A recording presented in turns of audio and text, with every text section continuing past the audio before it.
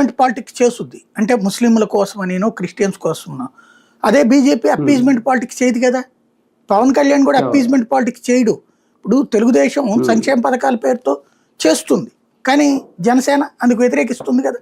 సంక్షేమ పథకాలకు సంబంధించి తెలుగుదేశం టైపు లేకపోతే వైసీపీ టైప్ కాదంటుంది కదా అది.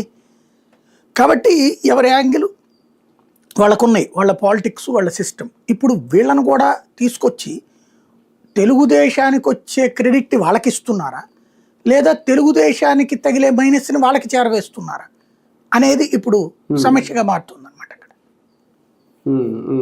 అంటే బీజేపీ పూర్తిగా సహకరిస్తుందా ఈ విషయంలో కూటమికో, లేదంటే చంద్రబాబు నాయుడు గారి కంటే ఆ విషయంలో పైనుంచి ఏమన్నా చెప్పిస్తారా పెద్దలతో? చూడాలి. మేబీ వాస్తవంగా అయితే కనుక వాళ్ళు ఇట్లాంటి ఫార్ములాని యాక్సెప్ట్ చెయ్యరు.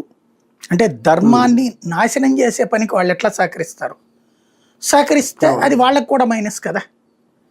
బేసిక్గా ఇప్పుడు గుళ్ళో ఏదైనా తేడా జరిగితే ఆ సంబంధిత వ్యక్తుల మీద చర్య తీసుకోవాలని వాళ్ళు కూడా కోరుకుంటారు.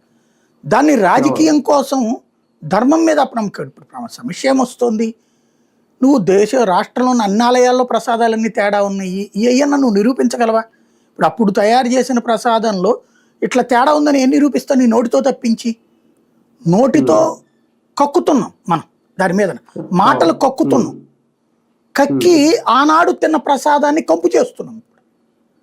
అంతే తప్పించి ఏమన్నా ఉందా దాంట్లో? నువ్వేమన్నా ప్రూవ్ చేయగలుగుతావా?